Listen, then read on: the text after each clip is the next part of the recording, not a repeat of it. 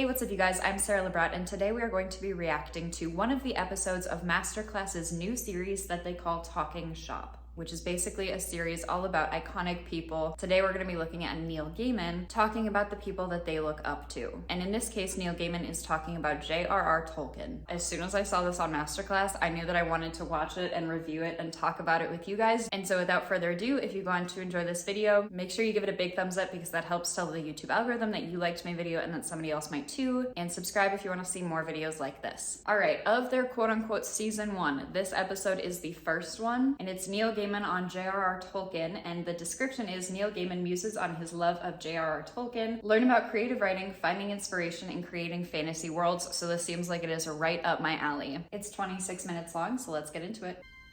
I occasionally find myself wondering what a world without Tolkien would be like. I think it would be very grey. J.R.R. Tolkien is the most important author of the 20th century. Most of what has happened in literature since the 1960s has either been a reaction to or a reaction against what Tolkien did there. And I read all of this stuff that I could get my hands on, and it opened my eyes to what fantasy could do. Tolkien gave the world permission to dream. My name is Neil Gaiman. I write things for a living. I make them up. I'm all about stories. And this is me talking to you about J.R.R. Tolkien. How I've learned things from him. Things that I didn't even realize I'd learned. And to show you ways that perhaps you, too, just like I did, can learn from the master. Sit down, relax, and come with me to enter the world of J.R.R. Tolkien.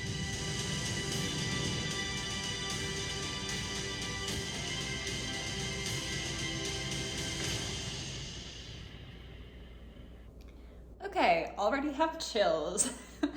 I'm so excited. Oh my god, just the way that he was describing it and like him being excited about talking about fantasy and like creating worlds and everything. I'm like, I'm so pumped to be here. I'm also yelling alone in my apartment.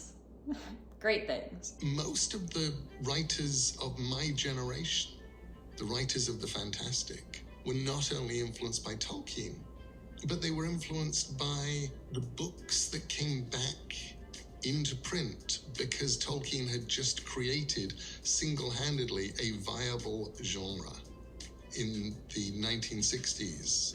I just got chills up my neck.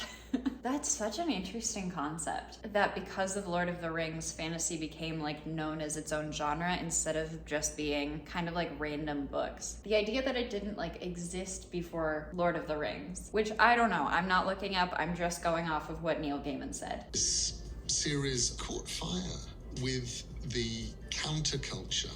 People going, we would like to live in a better world. And in the pages of Tolkien, they found a world that they wanted to live in. It's interesting hearing him talk about the counterculture, and that's what drew people to Tolkien and Lord of the Rings, because people wanted to basically escape, and that's what fantasy and a lot of literature now, but I'm gonna say mostly fantasy and sci-fi is known for now, is the escapism aspect of people reading to escape what they're going through in their lives and using that as a way out and into a different world that's much more entertaining and that they love much more, so that they can get away from things they're actually dealing with. So interesting that that's how it started. Lord of the Rings sort of united people. It felt back then like all the right sort of people had read it. This was before Dungeons and Dragons. This was before the days when people were familiar with the tropes. If you met somebody who'd read Lord of the Rings, you knew they were either cool or they were going to be weird in interesting ways, and either way, it was going to be an interesting conversation. Wait, I love that. If somebody else had read Lord of the Rings and you started a conversation with them and you found that out, you knew that they were going to be interesting. That's kind of the same way I react now whenever I find out that somebody A, reads, and 2, reads fantasy or science fiction. I'm like, yes, I want to talk to you about this. I'm going to sum this part up, but basically Neil Gaiman's first encounter with Tolkien was finding the Tolkien Reader, and the copy that he found in his house that he's not sure who it belonged to was illustrated by the same person that had illustrated Narnia, and that's what originally drew him in. There is a wonderful thing that writers do, which is you pay some attention to words, you write down words, and then you get interested in the word that you've written down. Tolkien wrote famously while marking papers. On the back of a paper he was marking, "In a hole in the ground lived a hobbit," in the 1930s, and he had no idea what a hobbit was when he wrote that down. It just sounded right. And now, having written "In a hole in the ground there lived a hobbit," he needed to carry on with the story. And that is how the story of The Hobbit grew. My notes app is absolutely filled with random sentences that I get, either that I'm inspired by or that I'm coming up with when I'm out of my apartment and I'm hiking or out in nature somewhere. And the whole idea that something as iconic as this stems from one line, while I understand that that's logical, is like such an encouraging thing that an idea has to start somewhere. In a hole in the ground there lived a hobbit.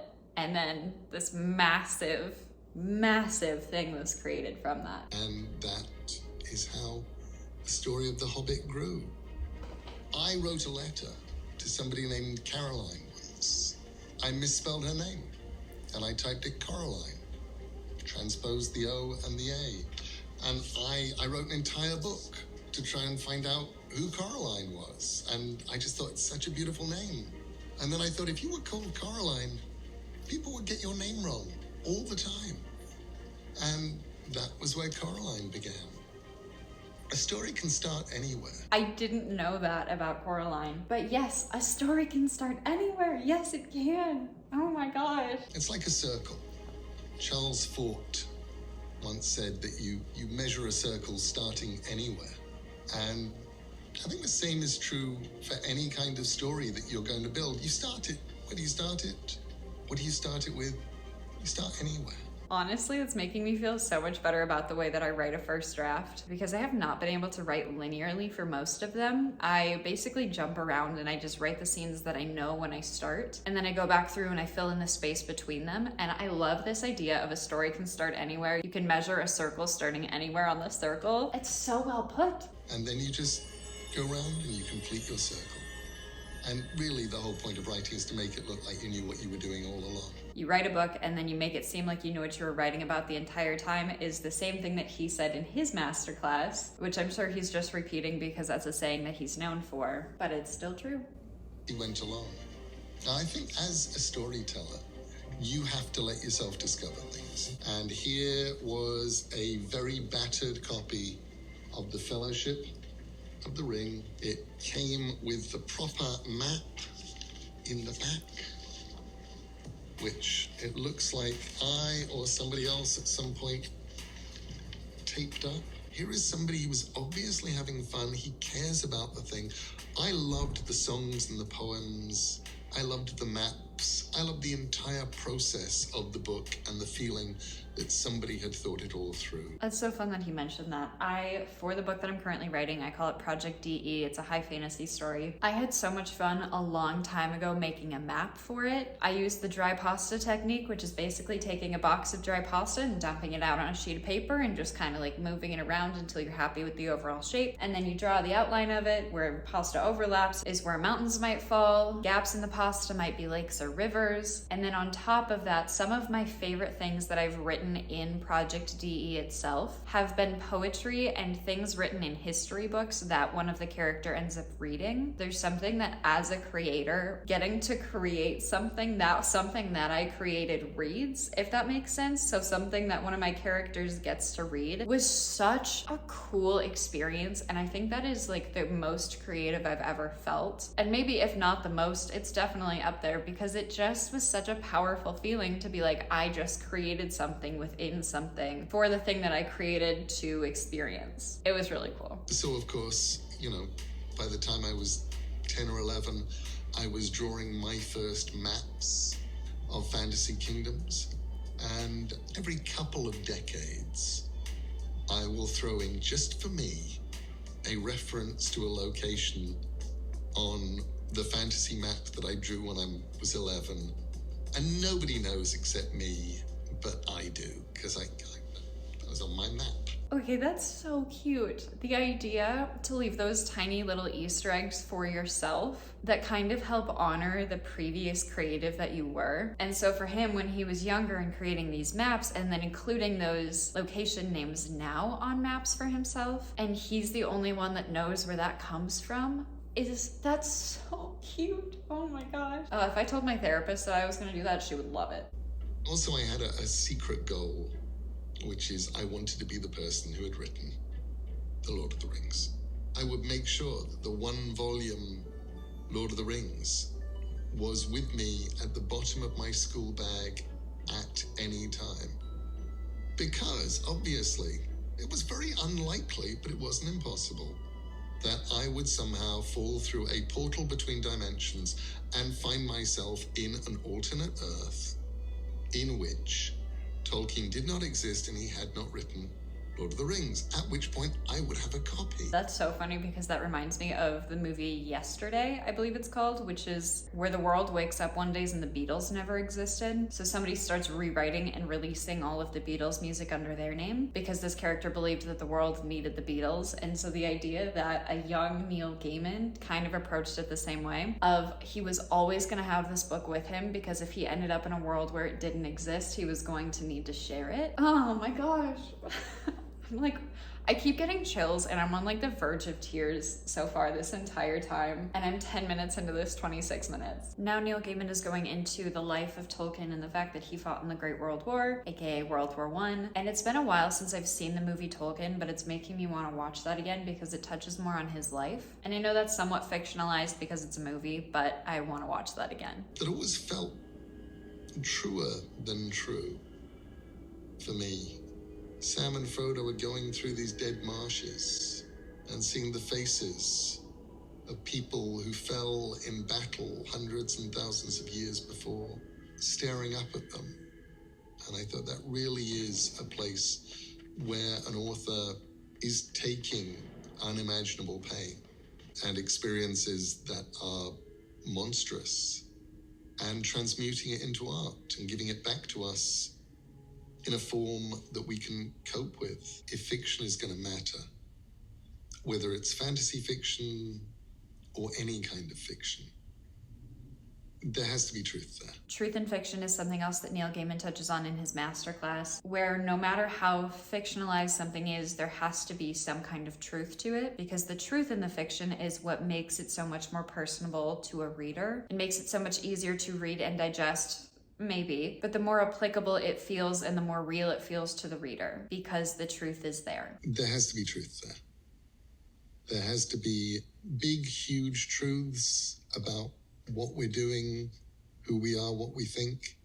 They have to be small truths about how people behave. He went back to Oxford, had a perfectly successful career as an English professor. For years, I would fantasize about having been the right age to have been taught by Tolkien. I'd ask, why do we need stories, Professor Tolkien? What do they do? Because I think it's possible that he'd probably given more thought to what stories are and why we need them than anybody else. One of the things that Tolkien did for me was feed my imagination, feed it in ways that it needed to be fed, brilliantly, well, consistently, with respect for the readers, with respect for the work, with respect for what is being imagined.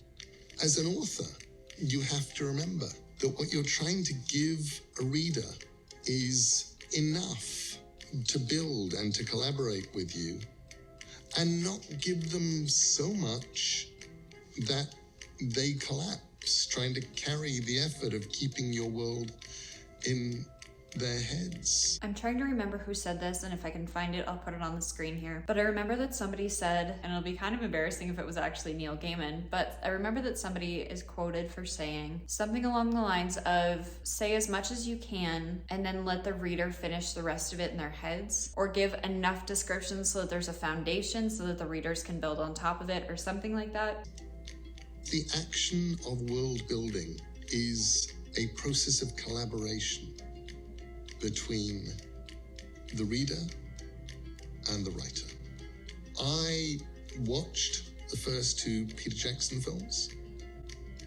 I thought they were really impressive, and I realized I actually really treasured the people, the places, the worlds that I built up in my head, which meant that was where I stopped.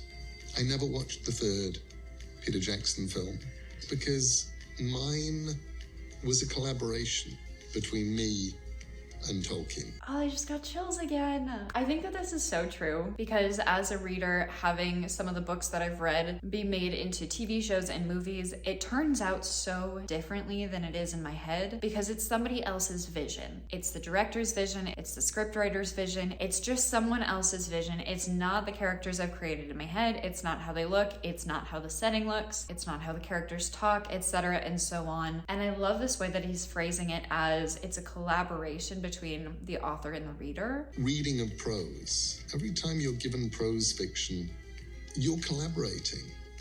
It's Tolkien going, we are all going to be traveling together on a very, very long journey. And I'm going to tell you a bunch of stuff to begin with that will be useful for you on the journey most of the way. Sometimes I will show you things and not tell you them. And you, Neil Gaiman, reading this, will spend most of the rest of your life wondering about Balrogs. But what the hell is a Balrog? And, that will happen too. Okay, I love the space that's behind Neil Gaiman, and I don't know if this is actually done in his house or his writing studio. It doesn't look like the writing studio that I reacted to a while ago, but this might be a new space for him, and I'm hoping that this is actually his writing space and not just something that Masterclass set up. But whatever it is beautiful, and I would love to write there. But the author knew that sometimes in fiction, while we are told over and over again, show, don't tell, sometimes the most efficient way to tell somebody something is to tell them, here we are, beginning of my book, take my hand, you can trust me, let me tell you about hobbits, and let me tell you about hobbit social customs. And I love that. I love the willingness to tell. For me, it proves whatever rules you get told about how to do something, they're probably true-ish.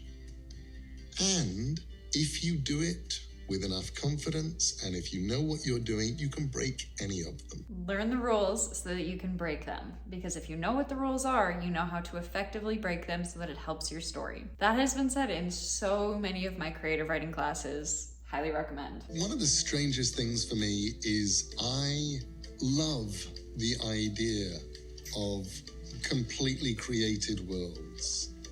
I love the idea of being a George.R.R. Martin, being a J.R.R. Tolkien, but I'm never going to be an N.R.R. Gaiman. I'm just not that thing. I'm not that person. Instead, I'm definitely more of a C.S. Lewis-y writer. I'm always somebody who, given the choice, will start in this world. Will start in something that is recognizable as reality. All right, here we go. Tolkien's influence on Neil. I don't know how much I learned from Tolkien. I don't know how much I've copied from Tolkien on the whole. because I do not have a control version of me who never read Tolkien. He doesn't know how much influence he took from Tolkien because there isn't a control version of him that never read Tolkien. Great point. Each of us are basically an amalgamation of the things we've read, the things we've watched, the things we've listened to. We take ideas from nature, from our friends, from our family members, from trips we've been on, from school, basically from every possible aspect of our lives, and it just gets like tucked away in our brains in like different ways, and sometimes you don't recognize it when it comes back out in a story, but we are just an amalgamation of all of the things that we've experienced. I made a video on the books that I think influenced my writing, and primarily those things are just dragon books, because I know that dragon books triggered my love for fantasy and writing fantasy and wanting to read more fantasy and just the love of dragons. And so those I can pinpoint, but I also know that I've read so many other books and experienced so many other things in different aspects of my life that I will never be able to pinpoint when it comes out in a story, because I'm not going to remember like, oh, it was this day and I was in this place and I saw this thing and now that's in a book. We take influence and inspiration from everywhere. Tolkien for me as a writer was somebody who the prose felt like a natural object, like walking into a mountain range, past the hills, past the trees, past the waterfalls. I don't look at a mountain range and go, I want to be a mountain range. Because I'm going, no, I'm a person. That's a mountain range. And Tolkien for me felt the books, the stories, the words tended to feel like things that had always been there. What's fascinating for me now is I get to look back at Tolkien and go, oh, no, I learned so much from you. I learned so much in terms of how you can address an audience. I learned so much about poetry and meter. I learned a lot about atmosphere. There are so many things that I did learn from you that I didn't know that I was learning at the time, or what I thought I was doing was just reading and admiring you in the same way that I would walk in the mountains. The writing felt like it had always been there, like a mountain range or like something in nature. Oh my gosh. That's the dream right there, is to have something so incredibly iconic and well written that it just feels like it has always been. The dream. This morning I picked up a copy of the Tolkien Reader, which I had not looked at in many, many, many years, and looked down and there was a poem called Errantry. And it was really interesting for me rediscovering this poem. He battled with the Dumbledores, the Hummerhorns and honeybees, and won the golden honeycomb and running home on sunny seas. And it was so strange for me running across that poem today, because for years I've talked about the fact that I wasn't influenced as a writer by Tolkien. And then I thought, hang on, this is a book by me. Here's a poem by me called The Fairy Reel. If I were young as once I was, and dreams and death more distant then, I wouldn't split my soul in two and keep half in the world of men, so half of me would stay at home and strive for fairy in vain, while all the while my soul would stroll up narrow path down crooked lane. I'm sure this comes with a ton of practice, but he is such a good reader, such a good out loud reader. A dream of mine is to someday have a book signing for the books that I write, and I understand that some authors do chapter readings when they have a book release. And as much as I would love to do that, and I really do want to do that, I'm also terrified of doing that because that involves reading aloud to other people. But hearing him read makes me want to practice that because it is so skillful and obviously very practiced, and he's obviously had to do a lot of work to get to this point. But the way that he speaks, and I also understand that the words have something to do with that because the words themselves have rhythm and poetry to them and are just well written in such a way where it can read really well, which is also one of the reasons that I'm editing my current book, Project EE, the way that I am, is that in this draft, every time I go through and edit a chapter, I will go back up and read it out loud, typically murmuring it to myself, but still reading it out loud to make sure that the reading can also be spoken well in addition to just being read well. Because I think that there are some books that can be read very well, but the words kind of are clumsy. I know that's probably not the best word for this, but they don't flow as smoothly when spoken out loud loud as they read on the page. And I really want my book to be both. And skipped and slipped and reeled and rolled until with eyes as bright as coals, they'd crumble into wheels of gold. And I thought, yeah, I got that from him. For me, Tolkien is way up there. Tolkien is a mountain. I am a mole in a molehill at the foot of the mountain looking up. But I get to look at him and I get to go, you've changed lives and you've changed hearts and you've given people something that inspired them. And then I realized that the stories that I was telling were changing lives, and they were getting out there, and they were changing hearts, and they were changing minds. But that wasn't what I set out to do. What I set out to do was make up a story and enjoy making up that story, say some important things, and feed my children. And I think that what Tolkien did, and what Tolkien showed us, was that you can absolutely use the fantastic. We can recognize ourselves in his characters. We can see bits of who we are and bits of who we could be. And we can see ourselves and see ourselves looking back and see our hearts. And that feels right, feels true. That, for me, was the magic of Lord of the Rings then, and it's the reason why it has survived ever since, and it's the reason why it will outlast all of us. Okay.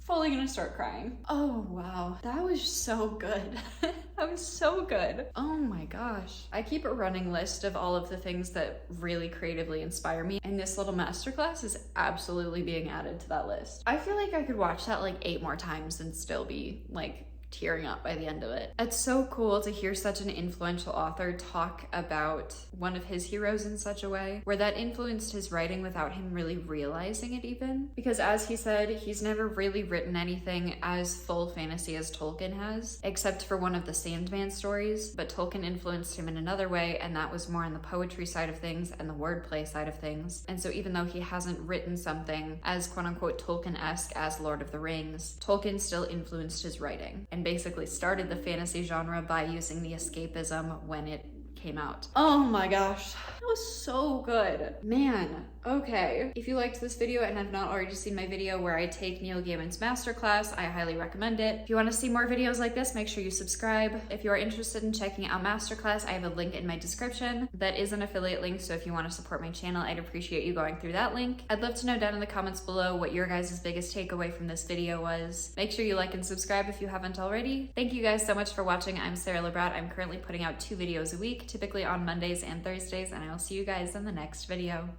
Bye.